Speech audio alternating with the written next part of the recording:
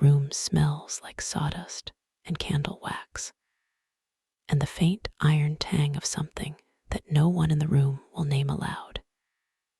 It is the morning of April 15th, 1865. The house is a boarding house across the street from the theater, and it is too small for what is happening inside it. The bedroom where they have carried him is narrow, the bed too short for a man of 6 feet 4 inches, so he lies diagonally, his long legs angled toward the corner, his breathing slow and wet and wrong. The surgeons can do nothing. They know this. They stand at the edges of the room anyway, because there is nowhere else to go, because this man is the President of the United States, and the war ended 5 days ago. And none of them know what to do with that fact either. His wife is in another room. They have had to take her out. Her grief is too large for the space. She will not stop asking to see him, and every time they let her in, she has to be taken out again. The cabinet members arrive through the night and into the early morning, crowding into the hallway, standing in the cold April air outside. Edwin Stanton, the Secretary of War, a man who has never been gentle about anything in his life, stands beside the bed and does not move. He has been awake since the shot. He will be awake for a long time yet. At 7:22 in the morning, Abraham Lincoln's chest rises once and does not rise again. The room goes quiet in a way that rooms rarely do. Stanton takes off his hat. He holds it to his chest, and after a long moment, he says something that will be repeated for generations, something that will be carved into the stone of the Lincoln Memorial's history, the way Lincoln himself is carved into marble. Now, Stanton said, he belongs to the ages. It is a strange eulogy. Not, he was a great man. Not, God rest his soul. He belongs to the ages. As if Lincoln were no longer a person, but a category. As if what had just left the room was not a human being, but an era. What is stranger still is that Stanton was right. This is the story of Abraham Lincoln. There is a version of the Abraham Lincoln story that begins with destiny, with the sense that this particular man, born in this particular log cabin on this particular February morning in 1809, was always going to become the figure carved into the mountain, the face on the coin, the name on the memorial. That version is the one children are taught. It is clean and satisfying, and almost entirely misleading. The truth is that Abraham Lincoln came from a world that produced broken men far more reliably than it produced presidents. He was born on February 12th, 1809, at Sinking Spring Farm near Hodgenville, Kentucky. A one-room log cabin in country so remote and so poor that the word hardship begins to feel inadequate. His father was Thomas Lincoln, a carpenter and farmer who could not read or write his own name. His mother, Nancy Hanks, came from a family of modest Virginia farmers, and her origins were sufficiently obscure that historians have debated the circumstances of her birth for 2 centuries. She may have been illegitimate. The historical record is thin here, and what it contains tells you something about how thoroughly the lives of poor women in early 19th century America went unrecorded. Thomas and Nancy married in 1806 in Washington County, Kentucky. They had 3 children. Abraham was the middle one, older than his brother Thomas Jr., who died in infancy, younger than his sister Sarah. By the time Abraham was 7 years old, the family had already moved once, driven out of Kentucky in 1816 after Thomas lost his farm in a property title dispute. The kind of legal vulnerability that plagued landowners who lacked the money or education to secure their claims properly. They crossed the Ohio River into Indiana, which had just joined the Union that same year, and one of the reasons Thomas chose it was that Indiana was a free state. No slavery. Thomas Lincoln, a member of the separate Baptist Church, opposed slavery on religious grounds, and he did not want his family in a place that ran on it. Indiana, however, offered its own version of hardship. They settled in the remote forest of Hurricane Township in Perry County. The winters were long, and the work was relentless, and the nearest neighbors were far enough away that the silence must have felt like a physical weight. In October of 1818, Nancy Hanks Lincoln died. She was 34 years old. The cause was milk sickness, a form of poisoning that occurs when a person consumes milk from a cow that has eaten white snake root, a plant common in the woods of the American Midwest. It causes a creeping weakness, vomiting, tremors, and eventually death. It was a disease that killed thousands of settlers in Indiana in those years, and it killed Abraham Lincoln's mother when Abraham was 9 years old, and Abraham would have watched it happen. There is no record of what Abraham Lincoln felt in the weeks after his mother's death. He was 9. His father was a man who dealt with grief, when he dealt with it at all, through action. Within 14 months, Thomas Lincoln had returned to Kentucky and married a widow named Sarah Bush Johnston, known to everyone as Sally. She came with 3 children of her own, and more importantly for the Lincoln household, a set of furniture, a feather bed, and what one contemporary described as a kind of warm and practical intelligence that had been missing from the cabin since Nancy died. Sally was kind to Abraham. He was affectionate toward her in return for the rest of his life. He called her my angel mother. He taught himself to read. This is the fact that tends to get lost in the mythology of the Lincoln story. Not that he was self-educated, but what that actually meant in practice.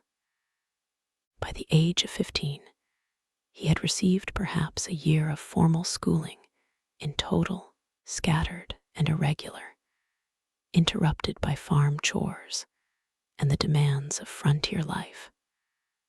What he had instead was a habit of mind so powerful that it overcame the near total absence of instruction. He borrowed books. He read them by firelight.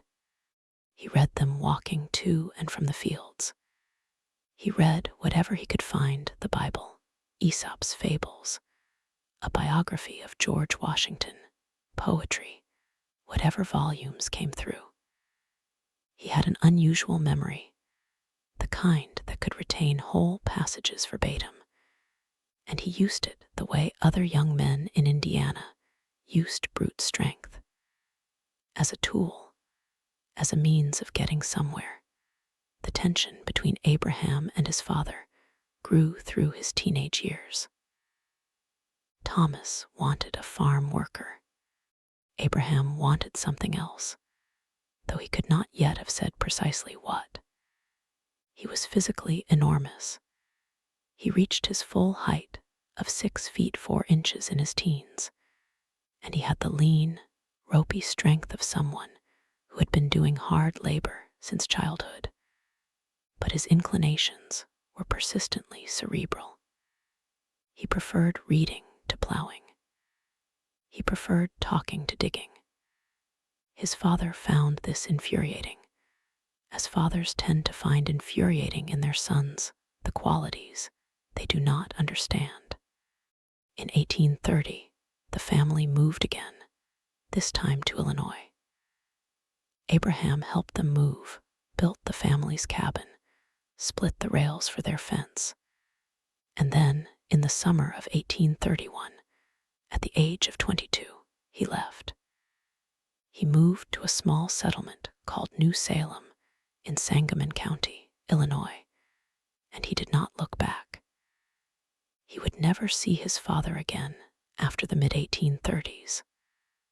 Thomas Lincoln died in 1851, and Abraham did not attend the funeral. The relationship between them, the silence, the absence, the particular damage of a father who wanted one thing and produced another, is something historians have argued about ever since, and something Lincoln himself seems never to have fully put to rest. What the world had made of him by the time he left for New Salem was this: a young man with no money, no connections, no formal education, no political experience, and a voracious, restless mind that would not stop consuming whatever it could find. He had also lost, by the time he left Indiana, 2 siblings, his mother, and whatever sense of safety a childhood is supposed to provide. He had grown up in poverty and grief and remote silence, and he had read his way through all of it. This was the raw material of Abraham Lincoln. What he built from it is the rest of the story. New Salem in 1831 was barely a town.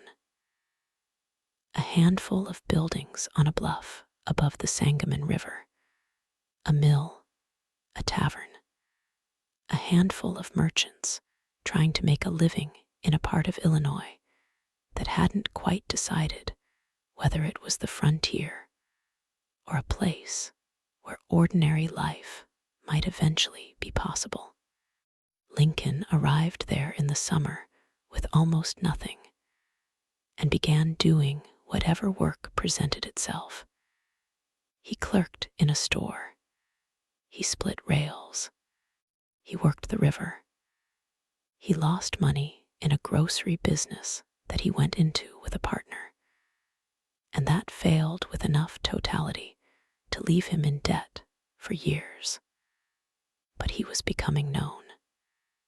He was funny, in the particular deadpan Illinois way that involves telling long stories with straight faces and letting the absurdity accumulate slowly until the listener is caught entirely off guard.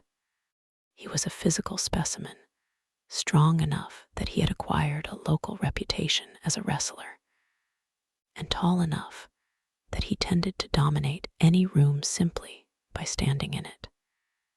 He was also, and this is the quality that everyone who knew him in those years seemed to comment on, genuinely interested in people.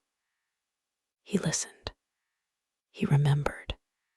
He could talk to a farmer and a lawyer with equal ease, and both of them left the conversation feeling that Lincoln had been paying attention to them specifically.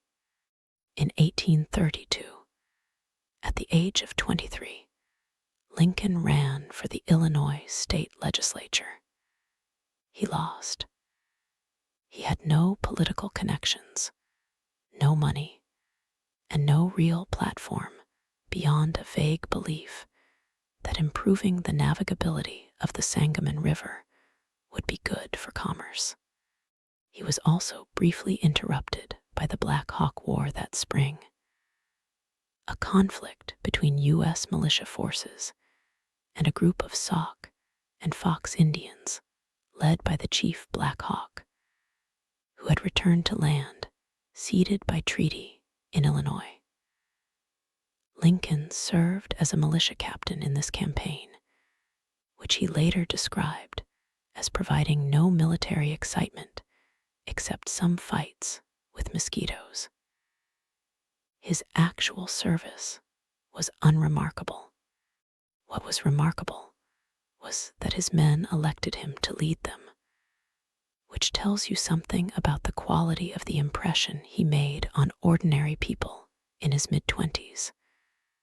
After the war, he ran again, this time for the legislature in the election of August 1834. He won. He was 25 years old, and he had managed, through sheer accumulation of personal contacts and a reputation for honesty and intelligence, to convert a starting position of complete obscurity into a seat in the Illinois General Assembly. During his time at the state capitol in Vandalia, he began to teach himself the law reading Blackstone's commentaries, a foundational legal text, borrowing whatever law books he could find, practicing the habits of legal reasoning that he would eventually use to become one of the most capable trial lawyers in Illinois. He was admitted to the bar in 1836. In April 1837, Lincoln moved to Springfield, Illinois, which had just been designated the new state capital, partly through his own maneuvering as a legislator.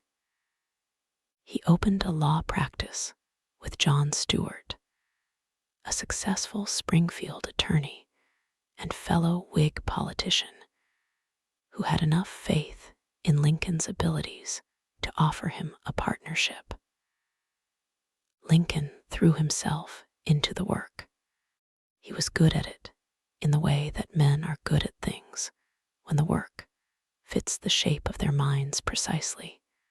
Clear argument, precise language, the ability to hold a complicated situation in memory and translate it for a jury without losing a single thread. By the early 1840s, he had formed a partnership with Stephen Logan, one of the most prominent lawyers in Illinois, and he was growing a reputation that extended well beyond Sangamon County. His personal life was more complicated. He had been engaged in the mid-1830s to a woman named Anne Rutledge, who died of typhoid fever in 1835, and whose death Lincoln seems to have experienced as a rupture. Friends who knew him at the time described a grief so severe that they feared for his mental stability. Whether the relationship was as serious as later romanticization made it appears uncertain. What is certain is that Lincoln suffered repeatedly and deeply from what the people around him called the hypo, periods of profound and incapacitating depression that could last for weeks, during which he could barely function, could barely speak, could barely get out of bed. He was aware of this. He thought about it. He once wrote to a friend that he was the most miserable man alive, and that whether he would ever be better he could not tell. He was 29 years old when he wrote that. He was also, by that point, one of the rising political figures in the Illinois Whig Party, a skilled legislator with a growing law practice and a reputation that extended across the state. These two things existed simultaneously in him: the public figure of almost reckless self-confidence, the private man who could disappear into a darkness so complete that the people around him hid sharp objects. In 1840, he met Mary Todd.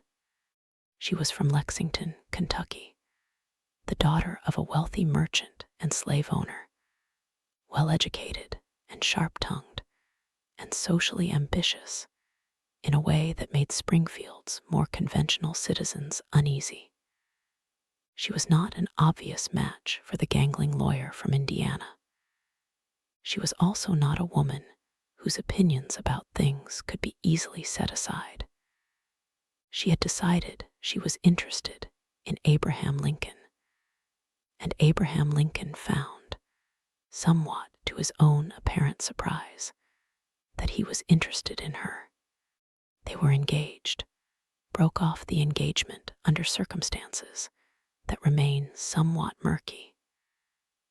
Lincoln seems to have had one of his depressive episodes and done something that hurt her badly, though the exact events are disputed, and then reconciled, marrying on November 4th, 1842.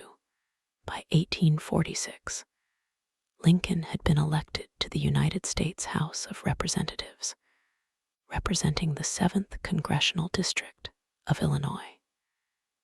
He had won by an unprecedented margin.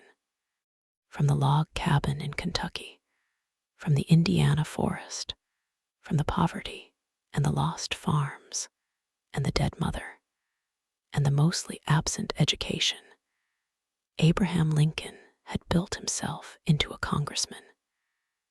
He had done it through reading and talking and listening and remembering, and a quality of sustained attention that could make any person feel, in his presence, that they were the most interesting person in the room.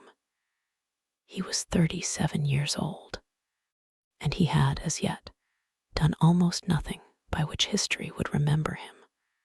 What the history books usually skip the Abraham Lincoln of American mythology is a figure of almost architectural stability. Honest Abe, the prairie lawyer, the man who freed the slaves and saved the Union, and then was martyred for his goodness. This Lincoln is real, in the sense that the achievements are real, and the honesty is real, and the death is real. But it is a Lincoln from which almost everything that made him difficult, or confusing, or genuinely human, has been carefully removed. The Lincoln who went to Washington in 1847 was not the great emancipator. He was a one-term congressman who opposed the Mexican-American War on the grounds that President Polk had provoked it deliberately, and who was politically punished for saying so by an electorate in Illinois that thought the war was fine. Actually, his spot resolutions, a demand that Polk prove that the spot of ground where American blood had first been shed was actually American soil, were ignored, mocked, and served primarily to associate Lincoln with what his opponents described as unpatriotic opposition to a popular war. He served his one term and came home to Springfield in 1849. And for the next 5 years, he largely stayed out of politics, traveling the judicial circuit and doing the kind of work that made money, but not history. During these years, Lincoln's domestic life was more turbulent than the statues suggest. Mary Todd Lincoln was a difficult person to live with, and Abraham Lincoln was a difficult person to live with, and the house on the corner of 8th and Jackson in Springfield was not always a peaceful place. Mary had a temper. She also had genuine anxieties and genuine grief. Their second son, Eddie, died in February 1850 at the age of 3 years and 10 months, and Mary's mourning for him was profound and prolonged. Lincoln himself grieved, but differently, more silently, with the inward turning quality that characterized his emotional life generally. Their marriage had real affection in it, and also real friction, and the historical record, letters, neighbor accounts, period diaries, suggests that both of these things were genuine. Lincoln's relationship with slavery during this period is also more complicated than the mythology allows. He had grown up in a free state household, had absorbed a conviction that slavery was morally wrong before he was old enough to remember learning it. But his position, for most of his adult life, was not abolition. He was opposed to the expansion of slavery into new territories, but he repeatedly and publicly, and with apparent sincerity, stated that he did not believe the federal government had the constitutional authority to abolish slavery where it already existed. He understood that pushing for immediate abolition would fracture the Union before there was any practical mechanism for ending slavery peacefully, and he thought fracturing the Union was worse than the status quo. The abolitionists despised him for this. Frederick Douglass, who would eventually come to admire Lincoln profoundly, wrote in 1861 that the new president was the white man's president, entirely devoted to the welfare of white men. He was not wrong at the time. Lincoln's priorities were hierarchical, and the Union came before emancipation. He said this clearly in 1862 in a letter to the editor Horace Greeley that was intended for publication. If I could save the Union without freeing any slave, I would do it. And if I could save it by freeing all the slaves, I would do that. And if I could save it by freeing some and leaving others alone, I would also do that.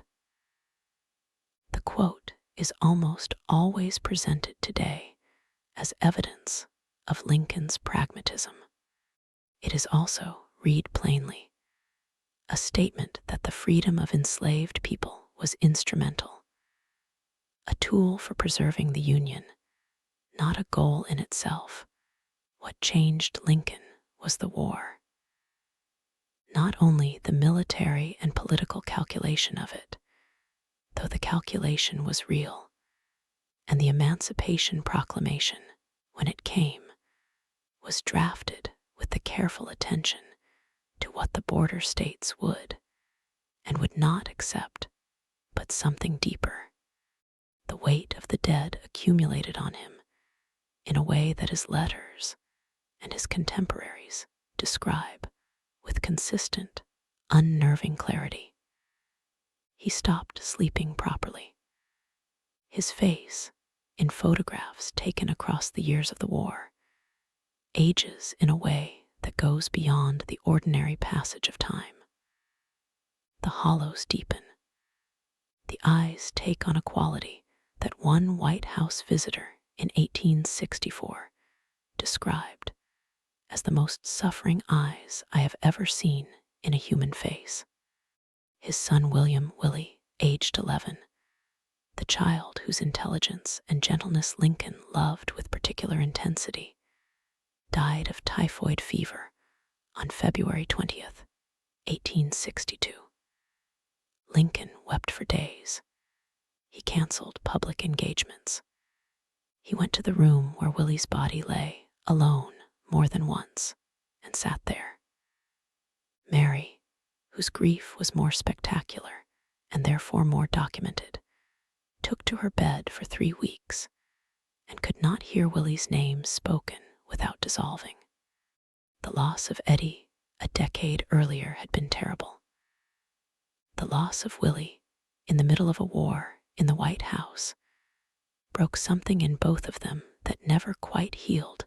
Lincoln dealt with the grief the way he dealt with his depressions, by working, by going on, by delivering speeches and meeting generals and signing orders, and telling long, rambling stories at cabinet meetings that his cabinet members did not always find amusing.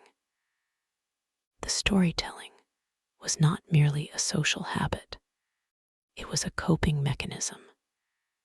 It was a way of releasing pressure from an internal vessel that would otherwise have cracked. There's also the matter of the war itself, the decisions that are not in the myth because they are uncomfortable.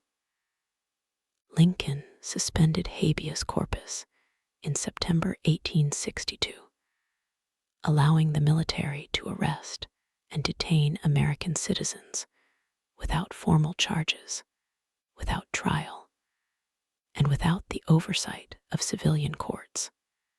Thousands of people were detained under this authority, newspaper editors who were too critical, anti-war activists, draft resistors, people who said the wrong things in the wrong places. The courts pushed back. Lincoln pushed harder. He argued that the Constitution allowed suspension of habeas corpus in cases of rebellion or invasion, and that the rebellion of the Confederate States satisfied this condition. He was not entirely wrong. He was also presiding over one of the most systematic suppressions of civil liberties in American history, and the historical consensus that he was ultimately justified does not mean the people who were detained without cause experienced it as justified. The draft riots of July 1863 in New York City, 4 days of violence in which working-class men, many of them Irish immigrants, who could not afford the $300 commutation fee that allowed wealthier draftees to avoid service, attacked not only federal buildings, but also the Black community of Lower Manhattan, were in part a response to policies that Lincoln's administration had enacted. The men rioting believed, with some justification, that they were being asked to die for a war that the rich could buy their way out of, and that Black emancipation would only increase competition for the low-wage jobs on which their families depended. Lincoln understood the political dimensions of this. He did not change the policy. He sent in the troops to restore order. He was not a saint. He was something more interesting than that. A man of real moral conviction, operating in a world that required constant moral compromise, and who lived with the consequences of that compromise without pretending they weren't what they were. There is a moment, somewhere in the summer of 1862, when the war stops being what Lincoln had imagined it would be. He had imagined, most people in the North had imagined, most people in the South had imagined, almost everyone on every side had imagined that it would be short, that the first significant battle would break the other side's will, or at least demonstrate the imbalance of force clearly enough that reason would intervene. The North had the factories, the railroads, the population, the Navy. The South had Lee. The first battle of Bull Run in July 1861 was where the illusion ended. Lincoln had authorized a force of 28,000 men to march from Washington toward Manassas, Virginia, under pressure from newspapers and politicians who wanted the Confederate capital at Richmond captured before the summer was over. The crowds in Washington packed picnic baskets drove out to watch. What they watched was a Union rout, a panicked retreat that turned into a stampede, soldiers throwing down their weapons and running, congressional observers caught in the chaos on the road back to the Capitol. Lincoln was awoken in the early morning hours to receive the news. He lay on a sofa in the cabinet room and stared at the ceiling. He immediately summoned General George McClellan to take command of the Army of the Potomac. McClellan was brilliant at organization. He turned the raw, frightened volunteers of that first summer into a disciplined military force, and his men adored him for it. He was terrible at attacking. He was constitutionally incapable of moving when he believed, as he perpetually believed, that the enemy was stronger than they were. He asked for more men constantly. He blamed Lincoln when things went wrong.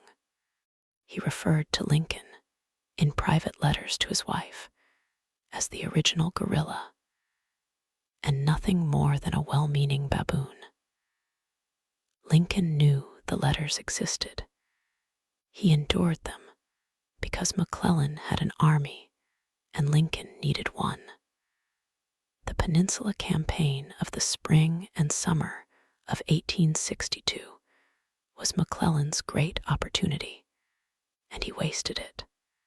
He moved his enormous army by sea to the Virginia Peninsula, intending to advance on Richmond from the east, and then spent months in cautious maneuvering while Robert E. Lee, who had assumed command of the Confederate Army of Northern Virginia in June, launched a series of aggressive attacks that drove the Union forces back from the gates of Richmond. By the end of July 1862, McClellan was where he had started. Lincoln began drafting the Emancipation Proclamation in secret during June and July of 1862. He had concluded, gradually, and then with increasing conviction, that the war could not be won without destroying the economic foundation that sustained the Confederacy, and that foundation was slavery. Emancipation would also change the political character of the war internationally. If Lincoln made it explicitly a war against slavery, Britain and France, whose textile industries depended on Southern cotton, and who were considering recognizing the Confederacy, would find it politically impossible to side with the slave power. There were moral dimensions to the decision, and Lincoln was honest about them when he spoke in private. There were also strategic dimensions, and he was equally honest about those.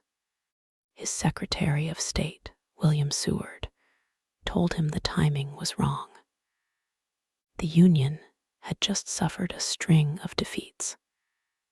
Issuing the proclamation now would look like desperation.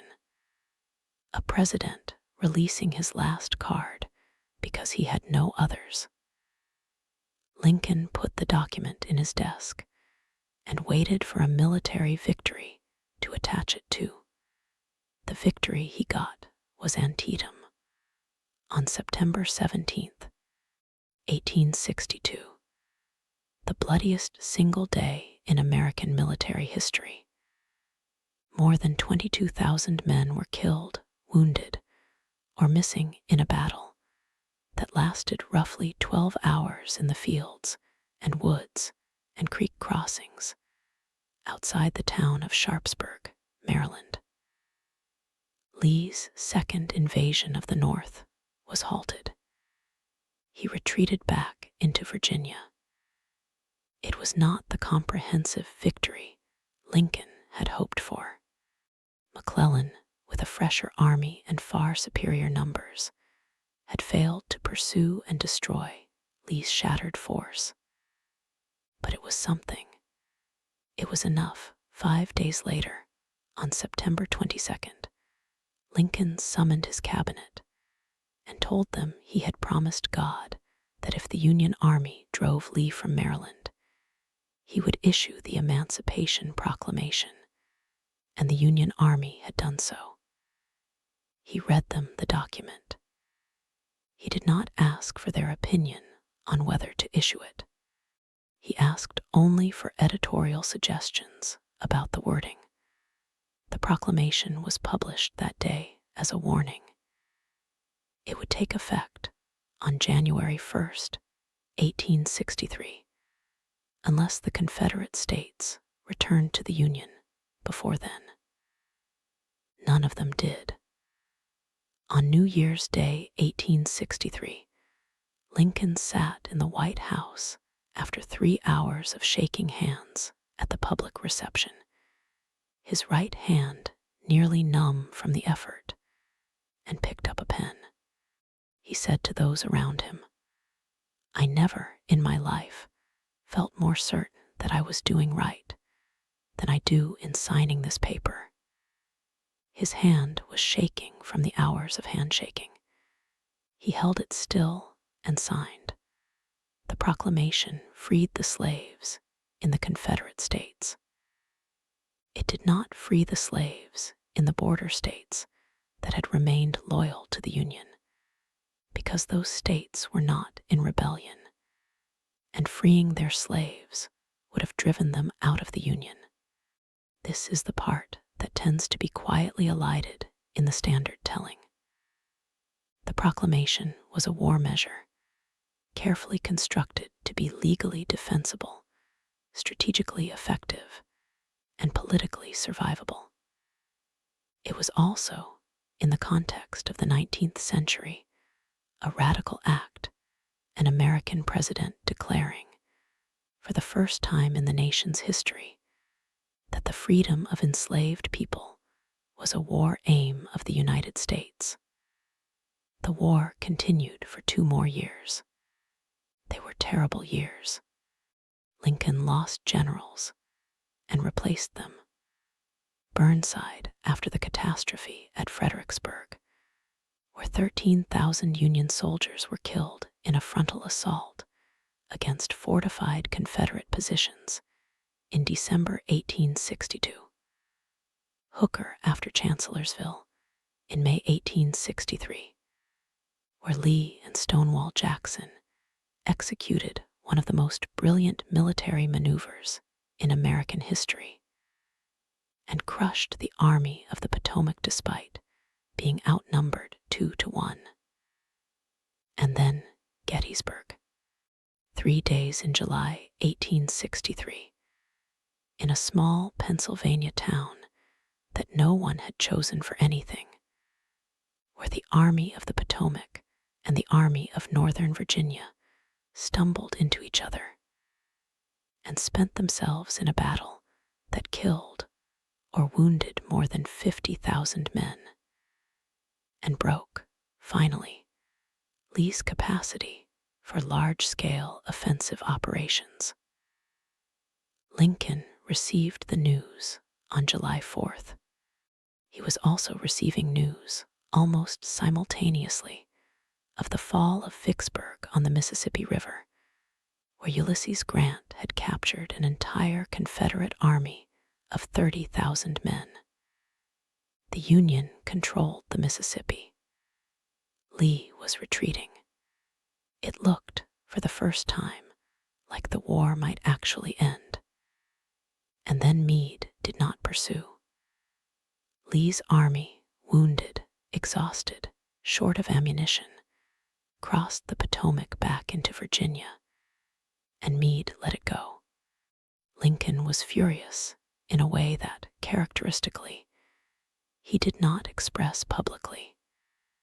He wrote a letter to Meade that began, "My dear General, I do not believe you appreciate the magnitude of the misfortune involved in Lee's escape." He then put the letter in a drawer and never sent it. This was a habit. He wrote letters he never sent throughout the war, letters expressing the fury and frustration that a president could not publicly afford to display, filed and folded away, and left to be found by historians generations later. He found his general eventually. In March 1864, he gave Ulysses Grant command of all Union armies. Grant was blunt and direct, and almost physically incapable of stopping his advance once it had begun. He lost 32,000 men in the first 2 weeks of his Virginia campaign and kept moving. He said the war would end when the Confederate armies could no longer fight, and he intended to pursue them until that point was reached, regardless of what it cost. Lincoln gave him what he needed. By the summer of 1864, with the election approaching and the casualty lists growing longer and longer, and many in Washington convinced that Lincoln would lose in November, Grant was grinding his way south, and Sherman was marching toward Atlanta, and Lincoln was waiting with the peculiar patient fatalism that the war had built in him to see which came first, the end of the war or the end of his presidency.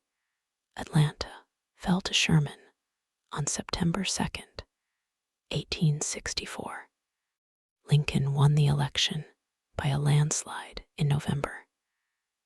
The Confederate States had lost.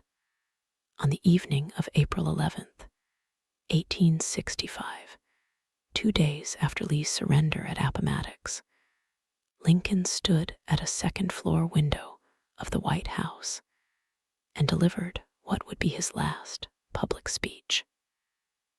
The crowd outside was jubilant. They had come to celebrate the end of the war, and Lincoln gave them something other than celebration.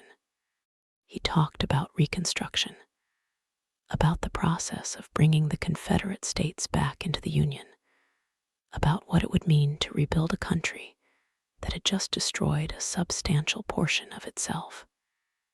He spoke, in careful language, about extending the vote to black men, particularly those who had served in the Union Army. A man in the crowd that night, listening, turned to his companion and said, "That means nigger citizenship. That is the last speech he will ever make." His name was John Wilkes Booth. 3 nights later, on April 14th, Lincoln went to Ford's Theater to see a comedy called Our American Cousin. He had not wanted to go. Mary had wanted to go, and there had been a public announcement that the president would attend, and canceling would have disappointed people, and Lincoln was tired in the particular bone-deep way of a man who has been at war for 4 years and can finally see the other side of it. He sat in the presidential box. The play was funny. He laughed. There is a witness account of him leaning forward in his chair, his long legs extended, looking genuinely at ease for the first time in longer than anyone could remember. Booth entered the box at approximately 10:15 in the evening and shot Lincoln once in the back of the head with a small pistol at close range. He jumped to the stage, caught his spur on the bunting of the presidential box, landed badly, and broke a bone in his leg. He shouted something witnesses disagreed about what, "Sic semper tyrannis," perhaps, the motto of Virginia, and limped out through the stage door. Lincoln was carried across the street to a boarding house, to a bed that was too small for him. He never regained consciousness. He died at 7:22 the following morning. Booth was tracked down 12 days later and shot in a Virginia farmhouse. 8 conspirators were convicted in connection with the assassination. 4 were hanged. The question of what Lincoln would have done with Reconstruction, what the country might have looked like if he had lived to oversee it, is one of the permanent speculations of American history. His plans, as he outlined them in that last speech, and in the policies he had been pursuing through 1864 and 1865, were moderate by the standards of his party's radical wing. He wanted the Confederate States reintegrated quickly and without excessive punishment of their leadership. He wanted emancipation enshrined in the Constitution. The 13th Amendment, which abolished slavery across the entire United States, had been passed by the House of Representatives on January 31st, 1865, partly through Lincoln's personal lobbying of wavering congressmen, and was moving through state ratification when he died. He had always wanted, the Union preserved, and he was willing to sacrifice a great deal of what the radicals demanded in order to make that preservation stick. What actually happened after his death was the presidency of Andrew Johnson, a man Lincoln had chosen as his vice president in 1864 for explicitly political reasons, because Johnson was a Southern Democrat, and his presence on the ticket would appeal to voters who wanted reconciliation, and who turned out, upon assuming the presidency, to be a white supremacist committed to restoring Southern planter society with the minimum possible concession to the people who had just been enslaved. The 14th Amendment and 15th Amendment, citizenship for Black Americans, voting rights for Black men, were passed by Congress over Johnson's vetoes. Reconstruction was implemented, and then, over the 2 decades that followed Lincoln's death, it was systematically dismantled, state by state, through violence and law and 1,000 deliberate acts of suppression, until the conditions of Black life in the South resembled, in certain terrible and practical ways, the conditions of slavery. Lincoln had said in the Gettysburg Address that the men who had died there had given their lives so that the nation might have a new birth of freedom. The men died. The freedom was partial and temporary, and contested for another century. Whether Lincoln, had he lived, would have forced a different outcome, whether his political skill and his moral authority and his willingness to maneuver would have been sufficient to hold together what the radical Republicans were trying to build, is the question that American historians keep returning to in different forms in every generation. The honest answer is that no one knows.